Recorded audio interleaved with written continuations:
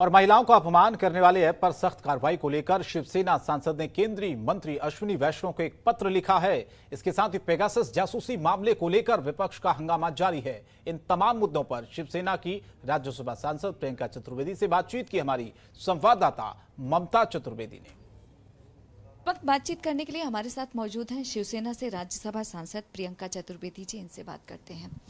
आपने IT minister को tweet किया कि महिलाओं को लेकर जो आपत्तिजनक ऐप हैं उनको हटाया जाए, क्या है पूरा मामला? उनको मैंने कुछ दिन पहले चिट्ठी लिखी थी जहां पे मैंने कहा था कि कुछ ऐसे ऐप्स यूट्यूब चैनल्स बनाए गए हैं जहां पे एक धर्म विशेष महिलाओं को टारगेट करने का काम होता है, उनके बारे में अभद्र टिप्पणी की जाती हैं, उनकी प्राइवेट पिक्चर्स को पब्लिक प्लेटफॉर्म पे लाकर उन पे बोली लगाई जाती है।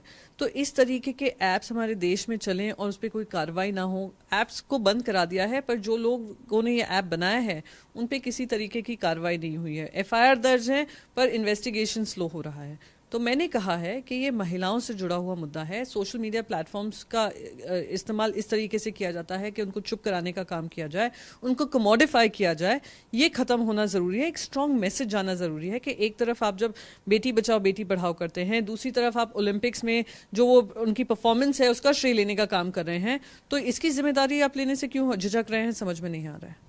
तो क्या कोई आश्वासन आईटी मिनिस्टर की तरफ से आपको मिला है? बिल्कुल, उन्होंने कहा, वो भी इस मुद्दे को गंभीरता से लिया है उन्होंने, और उन्होंने उम्मीद जताई है कि जल्द से जल्द इस पे ऐसे एक प्रावधान भी बनाए जाएंगे कानून में जहां पे महिलाओं के साथ इस तरीके की अगर अभद्र भाषा का इस्तेमाल किया जाता है या उनको किसी तरीके से अनसेफ महसूस कराया जाता है तो उस पर कार्रवाई सख्त से सख्त होगी।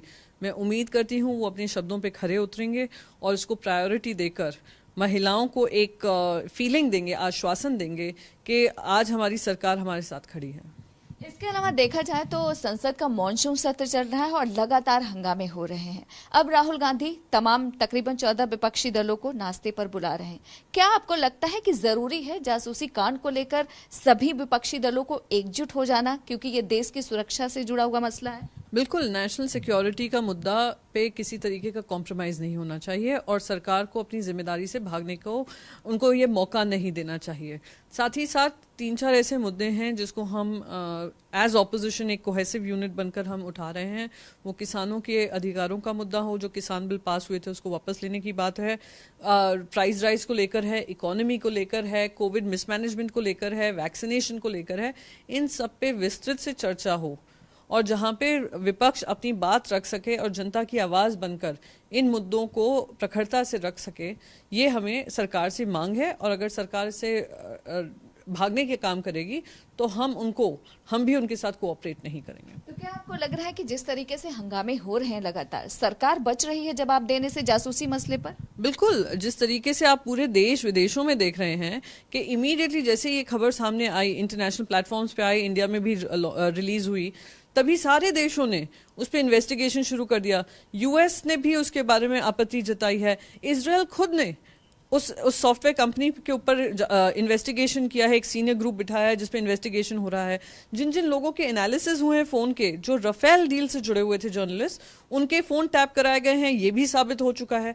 तो केंद्र सरकार इसमें ट्रांसपेरेंसी के बजाय इतनी जल्दबाजी में उनको क्लीन चिट देने को क्यों आतुर है, ये समझ में नहीं आ रहा है। इसलिए और भी रीजन बनता है, कहीं ना कहीं चोर की दाढ़ी में तिनका है और ये इसको जनता के बीच लाना जरूरी है। वक्त देने के लिए शुक्रिया। कैमरा पर्सन शेरा के साथ ममता चतुर्वेदी, जनतंत्र टीवी, दिल्ली। खबरों के निष्पक्ष विश्लेषण के लिए सब्सक्राइब करें Jantantra TV and press the bell icon. Never miss any update.